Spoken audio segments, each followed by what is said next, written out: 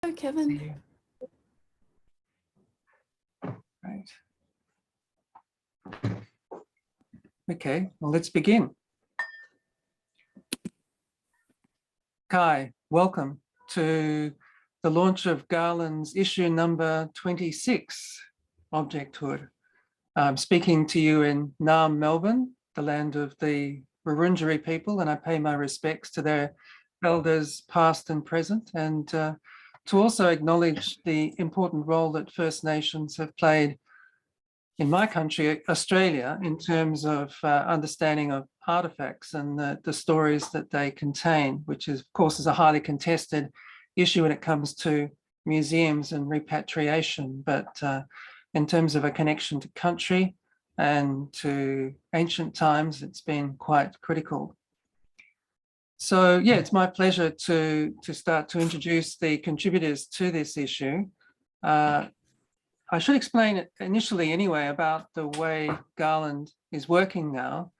It's a relatively organic platform, unlike other journals or magazines where you might have an editor and an editorial board that set an issue and then commission specific writers. We have a series of pathfinders, and it's great to see a number of them here now.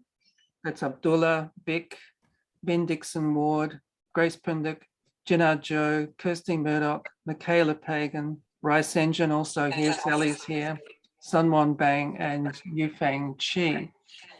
And what we're trying to do in our sessions is to understand an opposition, which is a hierarchy. And in this case, it's the relationship between objects and their meaning. And then within a Western civilization, there's a strong theme of the more importance of theory of knowledge over the material world. And this was given an extra push with the advent of the metaverse, which happened at the beginning of our conversations, where we looked to move into a virtual world. And part of that world were NFTs, virtual objects that could be bought and sold. So part of what emerged in our conversations, on the one hand, was an appreciation of the way objects are placeholders for memories and feelings, something that came out in the email newsletter that some of you might have received today, but also particularly in the conversation with the Koreans around the NFT and what that means. And we had very lively debates, some of which I think will be reflected in our conversations this evening. So the way this will run is that we'll go through the authors who are present and look at their particular articles and hear from them briefly about what they were hoping to convey in their articles, and then come to the thinker maker for this issue, which is Abdullah Sayed, who will talk to us about his particular journey with the NFT. And this picks up on a kind of a Pakistani theme. We also have Owen Rye talking about his experience in Pakistan briefly, but this issue is dedicated to Muhammad Nawaz, who was a very important Pakistani potter who, in a sense, embodied the connection back to the Harappa civilization and whose work provided a living embodiment of that civilization. So we have a beautiful article by Noorjahan Bilgrami from Pakistan about that. So if we get started, we wait until the end to hear from Abdullah, to hear about a critique, in a sense, of the NFT. Let's welcome Rai Senjin. Would you like to talk about your article and what you wanted to say with that? Yes, I can do that. I guess there's two things to say in advance. Or actually three. I did not want to write an article on NFTs, but I was so infuriated that I had to. Number two, I actually have a background in computer science, artificial intelligence. So I happen to actually know a lot more about these things than most people, even so it's the past. I'm trying to leave that behind. And I mean, for me, NFTs can be summarized into a number of swear words. And it's a giant con, and most people don't get the information that is necessary for them to realize it's a giant con. And it's also because of its connection with blockchains and cryptocurrency and all that. It's also environmentally horrendous, the consumption of energy that it is used in this. I don't even know what to call it. It's a fantasy like the metaverse. And I just think people should focus on real things, real relationships, and forget about what amounts to, what do you call them, cards that people collect. I mean, it's like something that children do, and I just find it ridiculous. But however, I have written an article for you to read that will explain, hopefully, why it is so ridiculous and why we shouldn't waste any energy, time, or anything else on it. Thanks very much, Rye. And certainly I recommend her article also for the critique in terms of the environmental imprint that NFTs have. So it's a very good cautionary tale in terms of keeping our eyes open. So thank you very much for that, Rye. And maybe you can pick up on the conversation later. Did you have something else you wanted to say? Yeah, I just want to add, I have lots, the article came with numerous references, which of course are not appropriate for Garland entirely. So if you want to have the reference list, please contact me. If you want me perhaps to write a longer, more in-depth article, I might contemplate it, because I'm still furious about it. I'm furious that people in the Northern Territory are getting sucked in this giant fraudulent con, basically, and I will do my best to stop it from happening. Well, if that could be channeled into some enlightening words, Rye, please, that would be terrific. Now, in a way which is parallel to NFT in terms of thinking about putting craft into, you mentioned playing cards, and this is quite literal one, which is our article from India. And this is from a young writer who is in this room, Mridushi Singhal. Are you able to speak to us, Mridushi? It can be a problem with connections. Okay, so I do recommend you have a look at this. Let's go to Tom Hall, who was part of a group who wrote about the ceramics of Jane Perryman. Tom, would you like to tell us about your reflections, particularly on the music of this particular work? Thanks very much, Kevin. I notice we've got Sebastian Placky here with us this morning Oh, too. great. So hopefully he can speak to the ceramic work mostly. So one of the things, Jane Perriman's a wonderful ceramic artist. We'll hear more about her shortly from Sebastian, I hope. And composer Kevin Flanagan wrote a marvelous, I'm calling it a soundtrack, to go along with an exhibition of Jane Perriman's that is upcoming.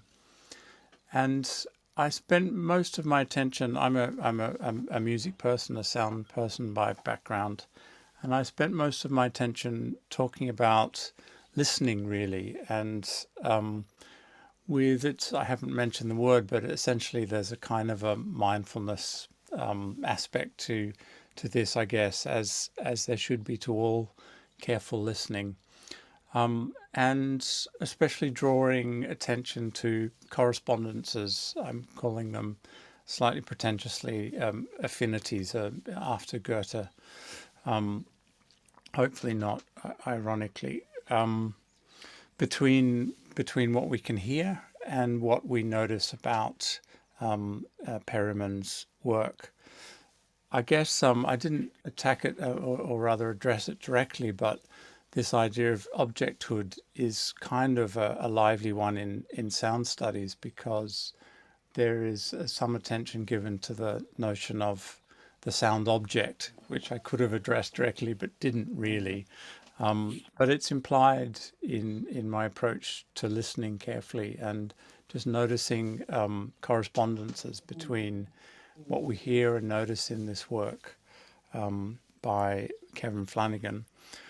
And as I said, what we notice in the texture and the surface and even the arrangement of the ceramic work of the marvelous work of Jane Perriman. I should sort of finish up by just mentioning that the work itself by Kevin Flanagan is a combination of found sounds, as it were, in the environment in which they both work, which is a common and interesting way of approaching one's local environment and reflecting on larger issues, and also improvised saxophone playing and other things. And to finally, my last comment is really that what I find lovely in this work is that actually it's implied, but I haven't said it again, that Jane Perriman and Kevin Flanagan are a couple, life partners as well as creative partners. And I think one of the most powerful aspects of their work is, in fact, how that comes through in the closeness of the relations between the work that reflects their relationship, as I see it from the outside, as a creative and life couple. Thank you. Thanks, Tom. And I'm sure there's a lot more to say there. Perhaps we can expect more words from you in the future about objecthood and sound. And just to give a heads up, next year with Garland, we'll be doing a series related to the senses, so a whole issue around sound. And that should be quite interesting. Sebastian, I saw you briefly come on before. Are you with us?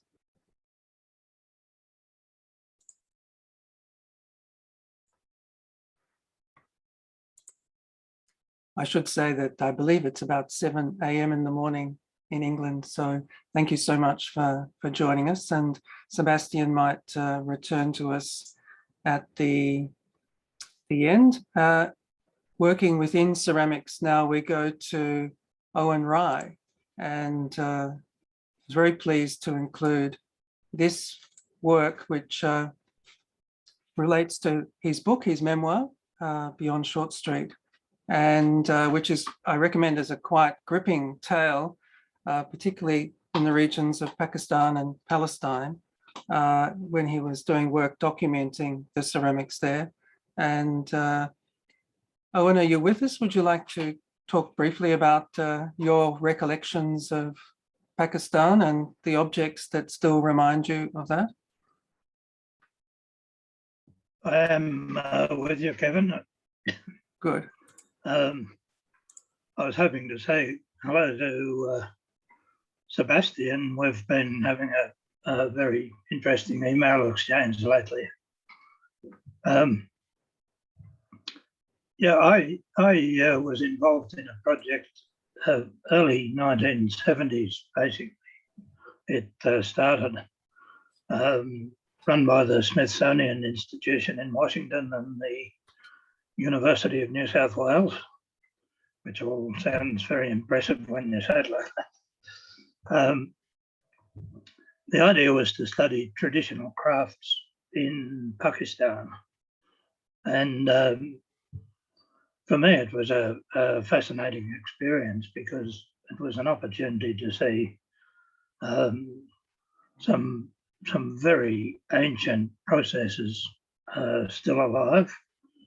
One example was the pottery of Multan, which I think is just coming up on our screen. The glazes used in Multan relate back to the very early beginnings of glassmaking in Mesopotamia.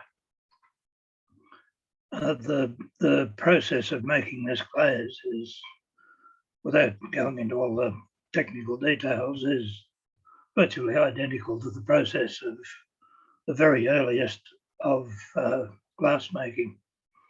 And so it was absolutely fascinating to see that in real life. The earliest image that you showed, the yellow plate from Hala in Pakistan, used lead glazes, and again, that's one of the very early form of ceramic glaze. So once more, it was fascinating to actually see some of the very earliest processes still active and alive. I haven't kept up. The early 1970s is a long time ago, and so I haven't kept up with whether these potters are still actually producing ware or what's happening. Unfortunately, the one on the screen at the moment is another lead glaze. Relates way back to very early lead glazes in Egypt, and if you look at the colours, very characteristic of Tang Dynasty lead glazed ware in China. So it was, for me, it was a wonderful adventure travelling in Pakistan. I got to love the country and the people, and I learned a great deal about the nature of people. I think how we're basically all the same around the world. I think it's truly horrible that enmities and hatreds arise because we're all the same people. We all care about the same things. Thanks very much, Owen, and I certainly commend a previous recording that you'll see on YouTube of Owen talking with Marty Gross about the Mingei Film Archive and this very interesting project of doing the voiceover, looking back at the visit of Soji Hamada to Sydney. And you get a sense of the memory that is contained in Owen Rye. It's quite impressive. If we go to Bic Chu now, good to see you here, Bic. A beautiful article about the box. Would you like to tell us how that came about and what you thought of reflecting in this story? Yes, so the images that you see are two small boxes by Toru Kaneko, who is my Japanese sensei. He's taught me a lot about metallic alloys and color patination, particularly. And so I suppose this article is, I suppose what I try to get across in this article is about, craftsmanship and his Kaneko's philosophy to, as a metaphor to creativity and the world in a box. And I begin that by, I suppose, reflecting on my influences, particularly on Japanese crafts, and I begin with an entry of speaking about, the famous. Sorry, something's just popped up on my computer. The famous animation by Hayao Miyazaki's Spirited Away, which was a huge hit, and so that's an entry point to, I suppose, about Japanese popular culture. There's a reference to boxes in the animation. There's folk story, and I suppose that alludes to my beginnings of an interest to Japanese culture. And so I make references to some key influences in my practice, as well as drawing out on the boxes that I have made throughout my practice, and really coming back to thanks Kevin, there's some of the boxes I made. So and really just coming back to about the these Kanako's practice, they remind me of while I was in Japan, in his studio, this is going back a couple of years ago on a field trip, they sat on his windowsill, and they almost look like, for me, they look like fireflies. And so, of course, you don't ask your teacher how that was done, because that's his, years and years of practice to get to where he is. And I can only speculate from some of the skills that he has passed on to me. And so I suppose I refer to and speculate on how I imagine, he creates this. And of course, at the same time, I talk about, the importance of containment in Japanese culture. Great, thank you so much, Beck. And I think your story really evokes this mystery in terms of objecthood of an object of objects, something whose role is to contain other objects, and the kind of desire which we perhaps experience, as you say, as children when we have a pencil case or these kinds of objects, and the sense of the mystery within, the fact that what's within isn't immediately visible, and you reflect that very well. Thank you so much. And now we go to Turkey with our friends, Songül Aral, with the subject of this article, I believe, Abdullah. Welcome, Yes. Songül. Hello. My father is the creator of these looms, and he doesn't speak English, but he likes to say hi to everyone. And he thanks to Garland magazine for having us at your magazine, and also thanks to Songül to give a chance to our voices heard. And I would like to say something about our aims. He's 74 years old, my father, and he's been doing 10 years miniature weaving looms, which you can't find anywhere in the world. There is no collection. We have about 15 different models in our collection, and we have three aims about them. The first is not selling, but we have to sell to cover the expenses when we have looms in our stock. But we don't have company, and it's kind of difficult to do it without company.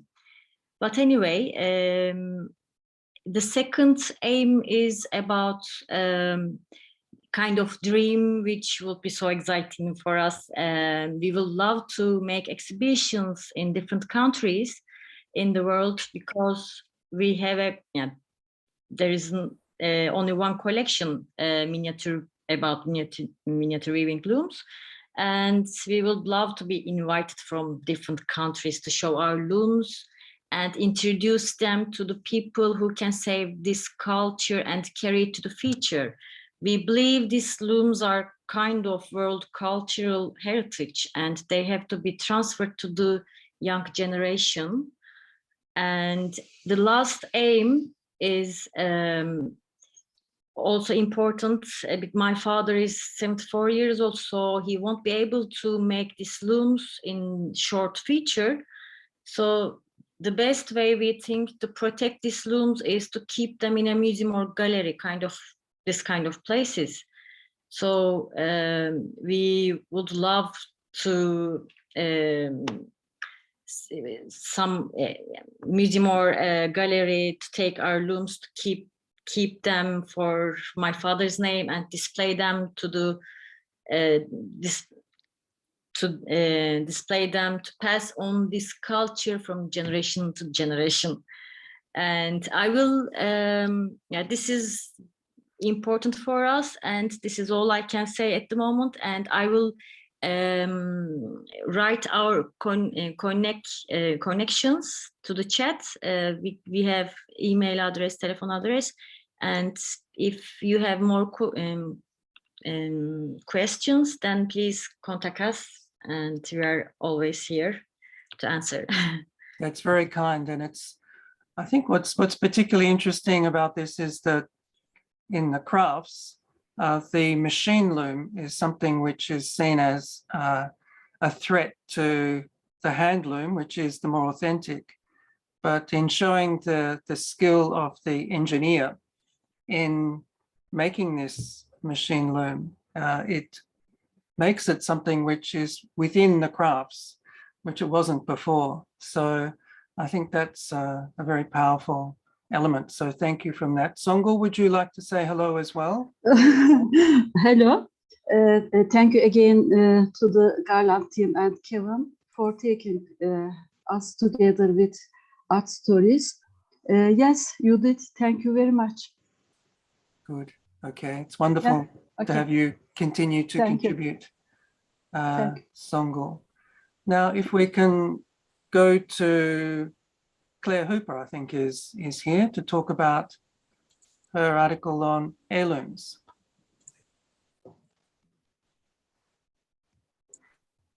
Yes, so I'm looking at, I'm actually doing a Masters of Fine Art at the moment, and my project is based on looking at the things I've inherited over the generations. I'm one of the few members in my family that have been given things to keep and look after, so I'm also looking at that angle as well of collecting those kind of things. They're not especially valuable, but they're valuable to me, and they've become almost like stand-ins for family members I've never met or know very little. So my project in Masters is focused on these objects, plus how this kind of works into the way I make. In this article, I haven't really spoken about the things I actually make in my practice. It was more about the things I've inherited, how objects are still very, I think it comes back to what Rye said earlier, the reality of it, as opposed to the virtual. I enjoy that a lot. Yeah. Terrific. And I'm a jewelry maker myself, so I enjoy that very hands-on making by hand. It's some machine work, but yeah, I do enjoy the handwork. Great. And certainly the way in which objects do connect us across generations, and that sense of promise that an object might have a generation that we don't know about is very well represented in your story. Thank you so much. Thank you. Claire. Janine, I think you're here as well from Bruny Island, is that right? I am indeed. Wonderful. Thank you very much.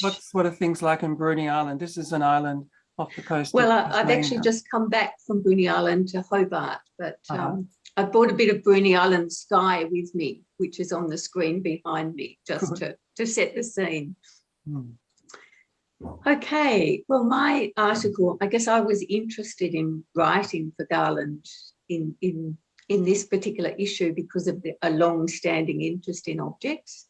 I'm a contemporary jeweller, and I guess I was wanting to write an article that was grounded in my practice, which is basically about place and history, and objects are the thing that makes those links for me.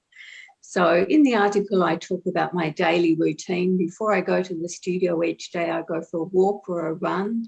And in that process of moving through the landscape, I pick up objects, I see objects that have been cast off or washed up on the shore, and they are very much integral to my making process.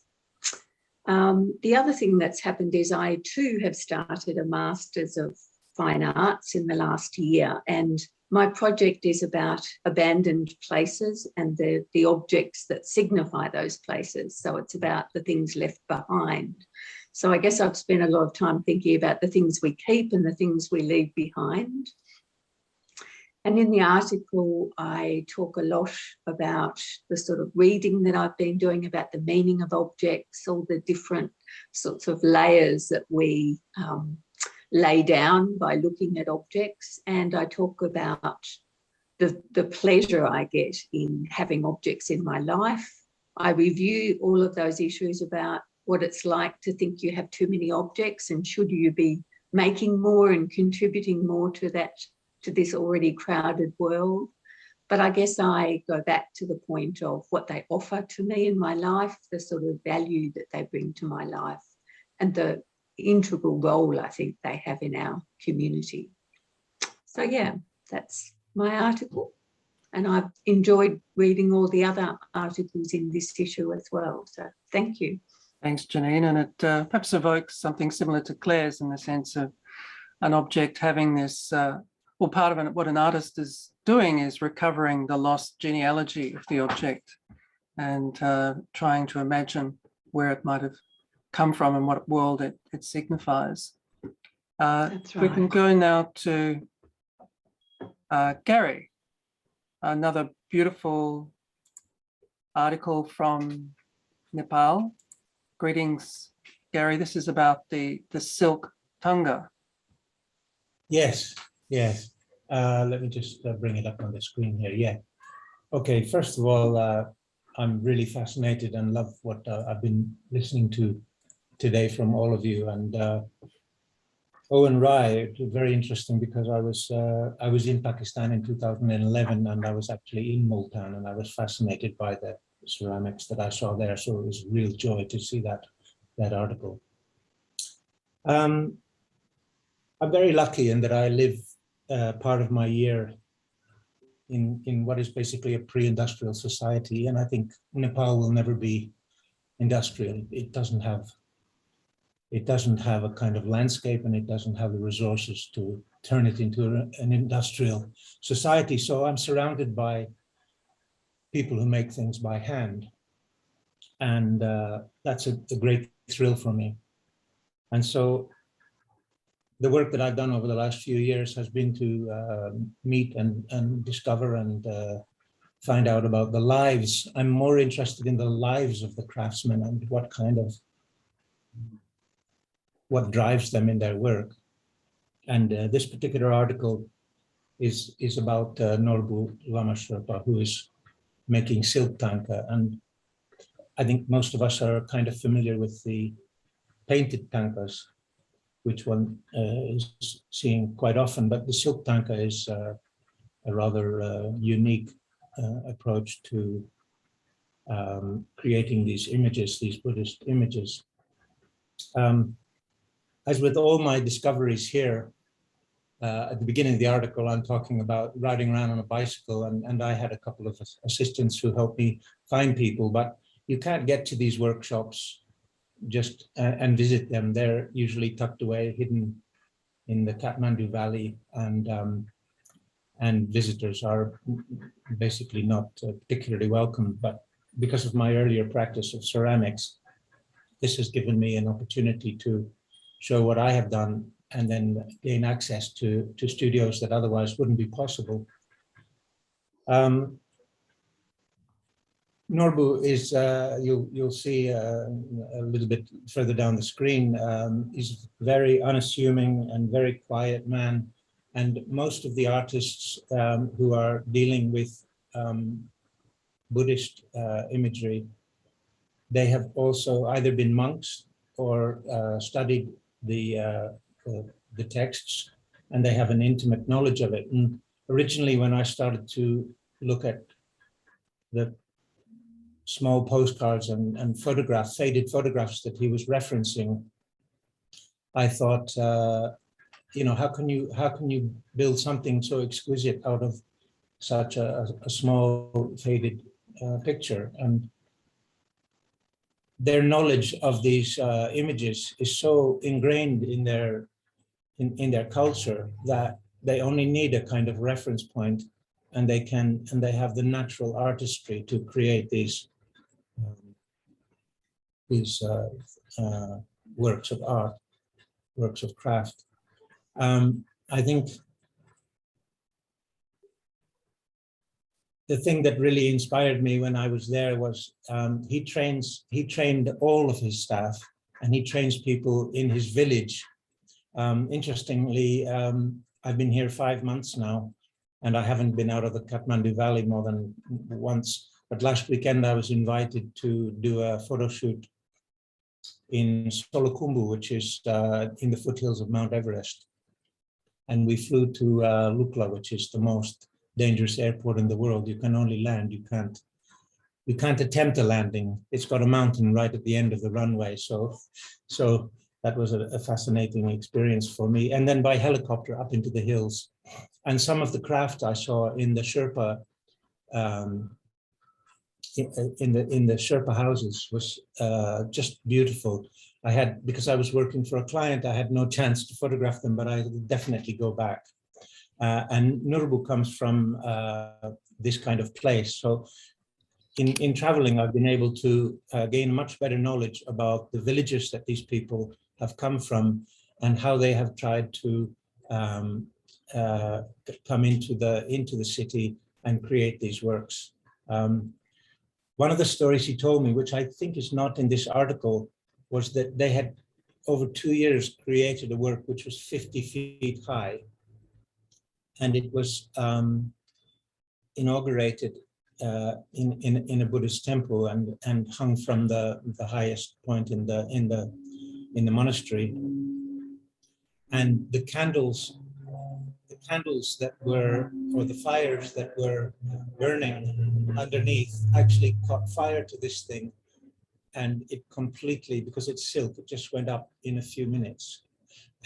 And somehow it was incredible tragedy. At the same time, this idea that nothing is permanent is so much a part of the Buddhist philosophy that it seems kind of tragic and at the same time very, very poignant. But he doesn't speak any English, so I always have to go through a Tibetan interpreter. And even in the phone call, when I called him a few months ago before publishing this, they had gone through 2 years of no work because of COVID, and they were just getting back to work. And now I know that his studio is very busy again, making these tankers. The detail and the sheer craftsmanship that goes into this, it's really miles and miles of silk threads which are appliqued to these works, and they're absolutely stunning to look at. So if ever anyone is planning to come to Nepal or is in Nepal, give me a call and I can arrange a visit to see some of these at his workshop. Thanks, Thank Gary. you. You're a great representative of the marvelous craft culture of Nepal, and a reminder that not all work ends up in a gallery, that sometimes fine work ends up in temples or other spaces that are more common in countries like Nepal. So thank you so much. Thank you all. Gary. I really enjoyed the sessions. And let's see who we've got coming up now.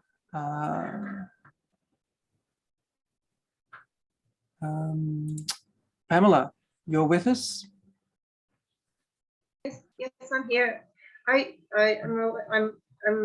aware of the time, so just quickly, I've done an exhibition review. It was a solo presentation by Joachim Froese, who was born in Montreal, but he grew up in Germany. He came to Australia in 1991, and he has a PhD from RMIT. And what you're looking at on the screen, it's one of the prints from an exhibition called Echoes of Process, which and the series is called Entangled. And I'm aware it's photography, but what's really fascinating is that he's revived one of the oldest forms of photography, which are called Caliotypes. And he created these artworks at the beginning of, sorry, that's my daughter, at the beginning of the COVID-19 pandemic, when a lot of us were all around the world in lockdown. And there's a real spirit to self-reliance in that. So these were created in a shed in his backyard. And the process that he used was this is cotton rag that was initially immersed in a saline solution prior to being dried, and then silver nitrate being painted on, and then the images were exposed to them.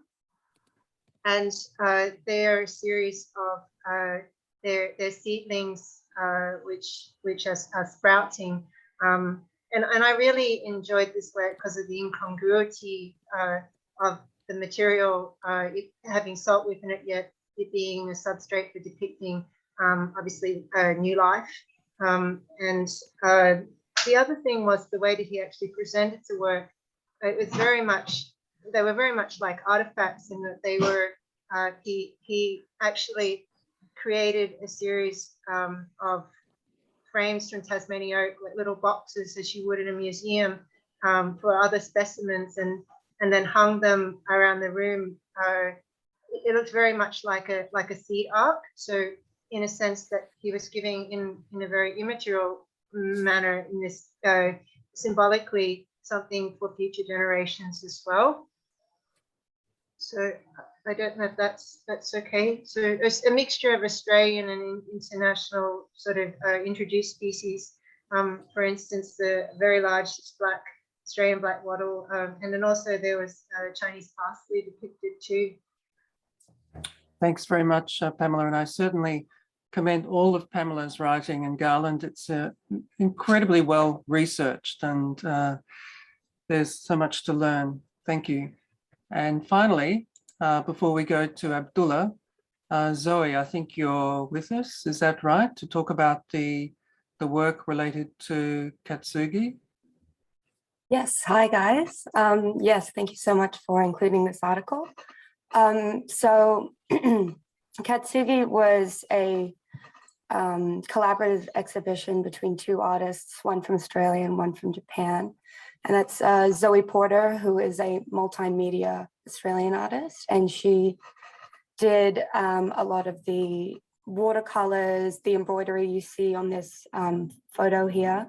And then she was working with Aiko Ono, who is a Japanese photographer, as well as being an ama. So this exhibition is mostly about the ama, who are a Japanese kind of traditional career of free diving and fishing and kind of like living off the land and off the sea.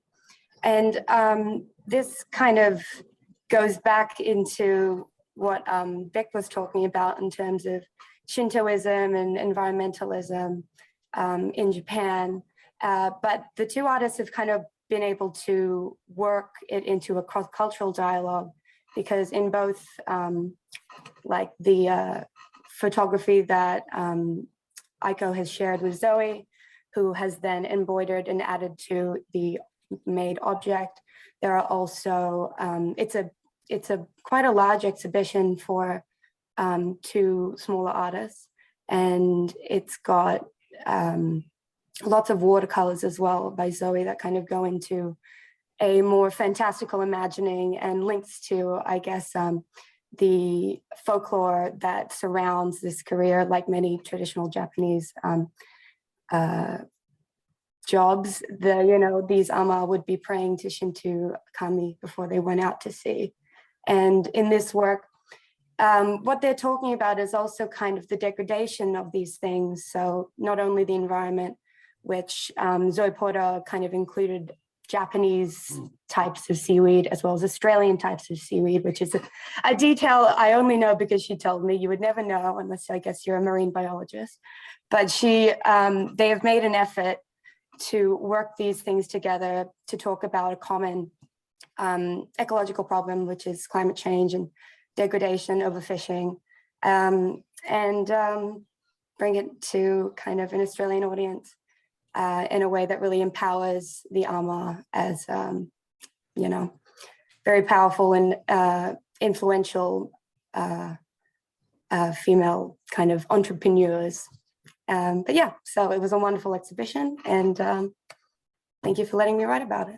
Thanks, Zoe. And you really noted some incredible work, and it reflects the way in which embroidery as an art form has diversified in interesting ways and related to digital prints and watercolors and so on, an interesting mix and collaboration. And I hope you get to write for us again, Zoe. Got a good eye. Thank you. Thank you so much. I would love that. Just before we go to Abdullah, I noticed that Sebastian, your camera is back on. Is that right? Are you with us? Would you like to say hello? I would. It's been fascinating hearing everybody's contributions. I apologize. I'm using my wife's computer and I'm unfamiliar with it, which is why I wasn't able to speak earlier. I'd like to say hello to Owen. He asked me to review his book, and it's a really, really fascinating read. And it kind of links with writing about Jane Perryman, the way perhaps when you get to a certain age, you kind of look back on your life and sort of think about things rather differently, perhaps. And one of the things I found fascinating about Jane's work was that it was sort of, there was kind of a shift away to some extent where in her earlier work, I felt they were objects that you asked you to look at them, whereas the more recent bodies of work have been ways to look at, through which to look at other things. And so in a sense, there's a shift away from the object to a more, as it were, using the material to refer to the immaterial, which I found a really fascinating aspect of her work.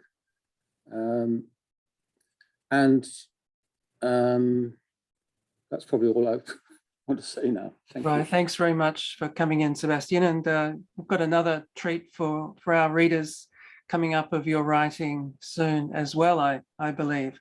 But yeah, you touch on the kind of Stonehenge-like nature of the work of Jane's as a way of understanding time, which I think brings in what Tom was telling us about the role of music, which is a time-based medium. So how it relates to the ceramics makes this a very interesting project.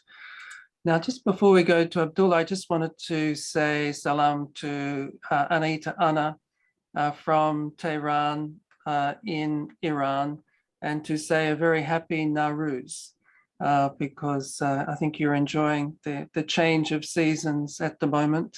So thank you so much and wish you very well, Anahita. Oh, you're there. Perhaps you can just say hello as well.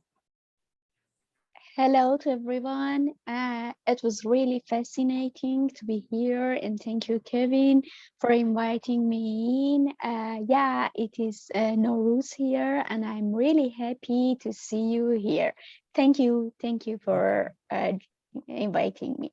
Good. It's an honor for you to join us. Now, Abdullah, as the thinker maker for this particular issue, and I think you drew on very well the conversations that we're having in our pathfinding issues and picked up on the NFT and went where few of us dare to go in minting your NFT. Tell us why you chose a lota as your object for this. Assalamu alaikum, good day from Sydney, Gadigal land of Eora Nation. Lota is something that is very important in South Asian culture, especially for Muslim. And this particular lota was given to me by my mother. After her death, I actually got some of her objects. And this was actually one of her dowry object that she brought with her from India when she migrated to Pakistan. And I didn't know much about this lota because we always assumed that lota is used in a bathroom. And if you would go in any Pakistani Muslim house, you will actually find something like that in a bathroom. But my mother actually educated me that this particular lota is not for that purpose. It's actually for for a more auspicious purpose, which is when somebody comes in your home, you ask them to wash their hands, or after food, they actually wash their hands. And this is also used for ablution. The Muslim it's called wuzu or ablution, which is you have to do it prior to prayers. So she has this, this is generational lota. It's been 80 years and she got it from her mother and then grandmother. So I thought that this was the object that I was looking at initially as an object, as something that become a placeholder of a memory, because my mother passed away and I'm just holding some of her objects. And this object become part of my another show at Art Gallery, New South Wales, where I actually start looking at objects and how they integrate within the art practice. NFT is something that I was not looking into exploring because I was very skeptical, and I'm still skeptical, I must say, after all this experience. But I thought that what object would be better to transform into an NFT than a lota, because lota not only was a very auspicious object from South Asian culture. It goes back all the way to Harappa, and it was found, similar objects were found in clay. But this particular form that you see is, it's propelled by Muslims because of the spout and all that. And very interestingly, my research actually came about is that in 1960s, when Charles Eames went to India, he explored a lot of different objects. And then he came about with this object, and he said, this is one of the best designed object ever. And then he has these guidelines that why this object is being considered as one of the best designs, functional objects. So that is one of the reasons that I chose this. But then also the lota in time in Pakistani culture becomes very politicized and is being used as to describe someone who has no ethics, who just move from one place to the other, one party to the other. And I thought that that would be another layer to add to NFT, that how in NFT, people are moving into this area where it's all about money at this point, and because they just want to make money. So that's one of these are the reasons that I chose lota.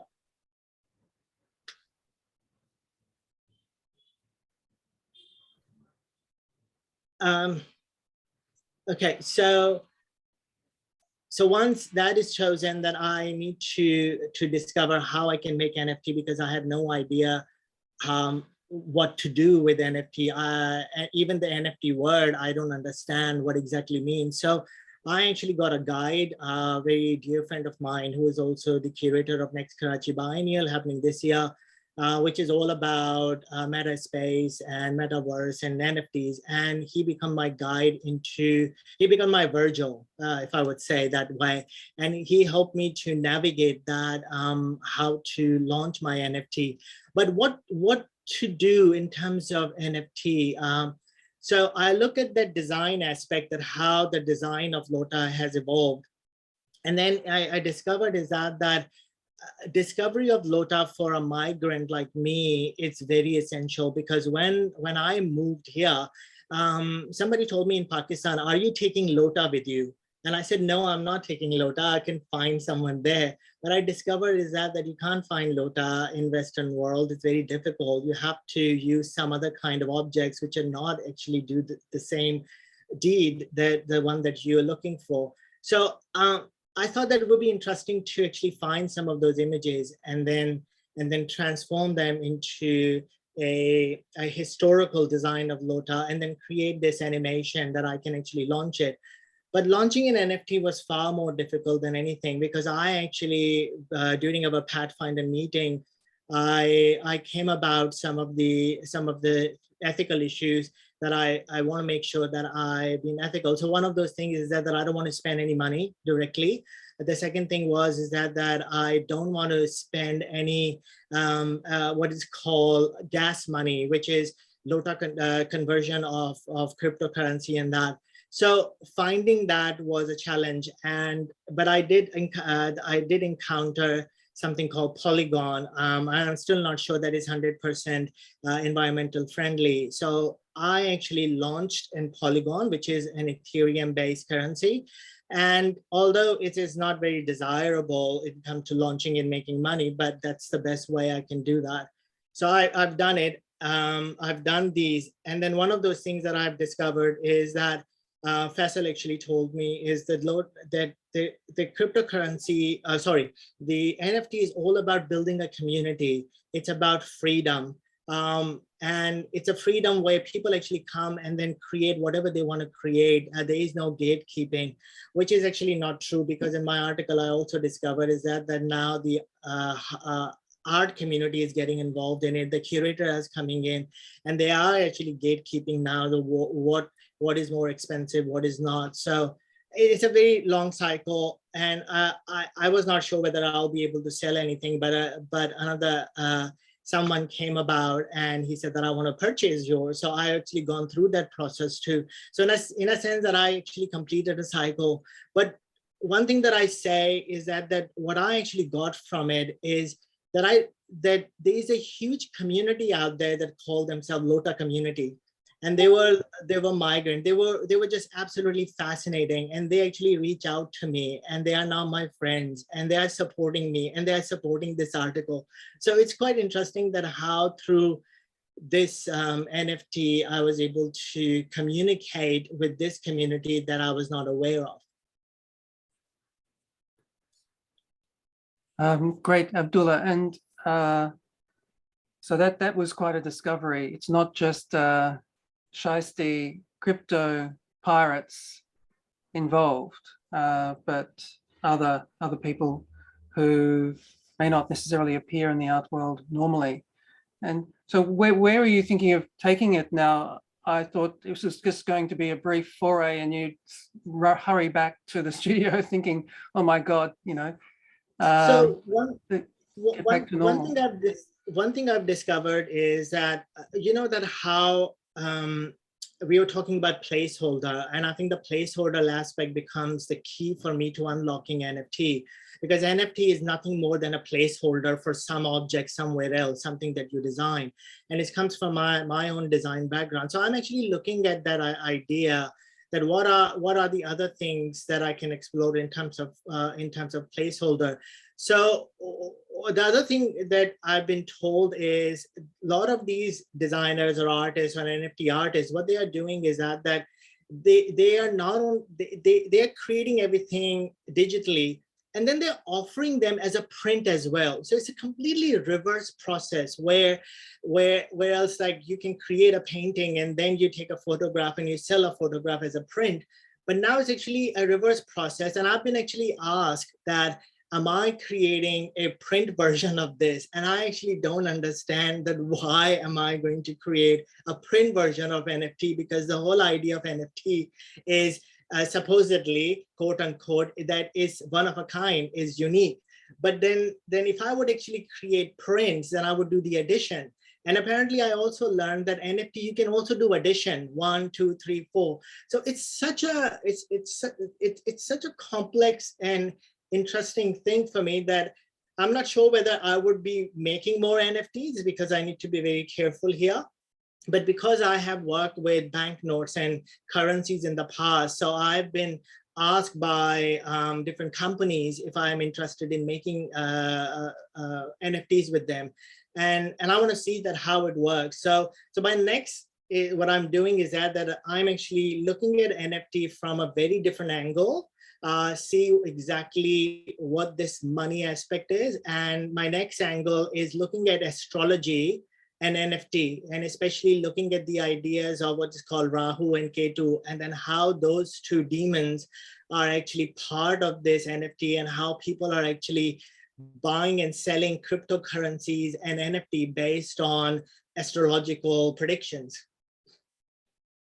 Well, Abdullah, I can see from the expressions on our faces that people are quite astounded by what you're saying, and certainly Rye has something to add to this too, if you want to unmute. I think it's very interesting, the journey you've gone through, and it's, you know, it's great.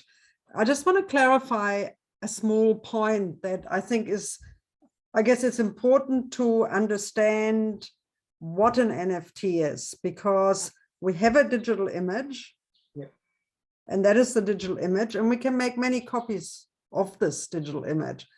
But then we can create a string of data, which we call NFT, non-fungible token, i.e. a token that cannot be changed. And it could be just a string of numbers like 1, 2, 3, 4, 5, 6, 7, 8, 9, 10. And then I attach this in cyberspace to that digital image. And then the token that is attached to that image gets put into the blockchain, which means you cannot change it. And so the NFT is really a little bit like a stamp on the back of something saying, this is the original of this image. And so I think that's the important thing to understand, that it's not the image, but it's the little set of data that is attached to a particular instance of a digital image. And very interestingly, there's a very nice man in South Australia, I believe, who has taken, I think, some 200,000 digital images that exist as NFTs and put them online so people can have a copy of them, because in the end, you don't need the original. And this is exactly what happens is with me when the collector wants to have my NFT. I was actually advised is that Abdullah, don't make one Lota image. And I said, why? Because if it's so exclusive, I should make one. I said, no, it's about being prolific. Make as many as you want, because this community is hungry for those images. You have to keep uploading images every day. And I said, I can't do that. What I could do is that I'll be very careful in terms of how it works with my own practice. Like, for example, I use only particular colors and things. So I need to be honest with my practice. So that's why if you would look at the Lota, there are only 8 or 9 Lotas, very specific colors. But when I sold the NFT, I was actually asked that I need to freeze the metadata. Because if I don't freeze that data, then it's not an NFT. So there is a command that when you sold something, then you come back to your metadata and then you freeze for that. And then once you freeze it, then it can't change. And that's what the collector is buying, a frozen data. It's fired in that. Does anyone else have anything to add or comment about what Abdullah has been saying? It's sort of a question. See, I don't really, and I'm grateful for you sharing all this information about NFTs, because it's sort of a no-go zone for me too as a crafts person. But it makes me think of seeing Sol DeWitt's work, which he made in the 1970s, and I actually experienced that at the Museum of Modern Art in New York. So I think after he would have, a long time after he created it, the rights. The design was sold to an institution, and then they reproduced it. So how is it different? You see that data belongs to somebody now. Is the NFT the same principle, only it's become democratized and kind of massively mass distributed, or it's completely different, right? Okay, so what I was told, and I actually had a communication. I'm actually communicating with the collector, who's also an NFT maker, and I said, look, I want to publish this image or this animation on my Facebook and all that. But if I would do that, anyone can actually download that? And he said, Abdullah, don't worry about that. You need to propel this. You need to add this to the system as much as possible. But what I have is nobody will have, because I have that frozen data. It's one of a kind. And the other thing is also is that when I put all the information, you have to be very strict in terms of guidelines, because the form actually asks you what is the material, what it is, and you have to put a lot of input. And then one of the input is also is that do I need royalty? How much royalty I would need? For example, now this work is actually bought by Saks Afridi, and I actually requested 5% royalty. I was already suggesting just do it one. I said, no, I just, it's an experiment. So I said 5% royalty. So every time that NFT is changed hand from him to other, I would actually get 5% in my bank. And it's quite actually crazy that this is how it is. But to come back to your question, is that I have to connect with the art world. And the best example that I can find is not Sulawesi's work, but also it's Rene Magritte's work, which I mentioned in my article, is that when he painted this image, it says this is not a pipe, and there is a pipe in front of you, then it's negating not only the pipe, but also the painting. And it's actually putting your mind in somewhere else. This is exactly, in my opinion, NFT is that what you look at is not what it is. It's a simulacra or something else that exists somewhere else. So in a sense that I think people are not buying the images, they are buying the name, and as well as the data that is frozen. And I don't know how in future it's going to work. There's a possibility somebody might infiltrate, and they might decode that. I don't know at this point. It's too early for me to even understand any of it. Yes, I think we might, it's getting towards past 7, so we might bring it to a close now, but to say that this is an issue which is likely to continue. The pathfinders for our current issue in development, which is unsettlement, the relationship between first and subsequent peoples. We'll be looking at the Molka project in Buku Arts in Yirrkala, which is creating an NFT from a bark painting in order to raise money to purchase the bark painting. And I see this is something that's, I think it was in the news yesterday, but to explore what's going on there, but to keep your critical perspective, Rye, is very important to be able to ensure that we ask the right questions of it and just don't get taken away by the latest thing. But I think one key thing is that it does eventually return us to the importance of the object, bypassing the kind of object commodity chain of the gallery to think about how it underpins our emotions and feelings as reflected in so many of the stories that we've shared. So thank you very much. I'll just close the recording now, but if you'd like to just stay around for a minute while we do a group screenshot to launch this issue, that would be terrific. Thank you.